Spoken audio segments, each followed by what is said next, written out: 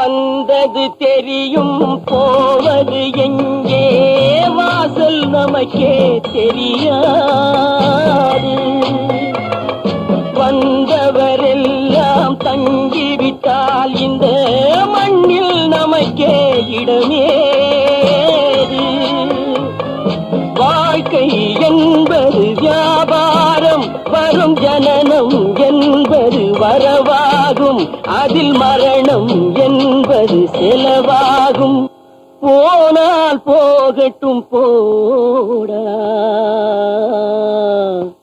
போனால் போகட்டும் போடா. இந்த பூமியில் நிலையாய் வாழ்ந்தவர் யாரடா? போனால் போகட்டும் போடா.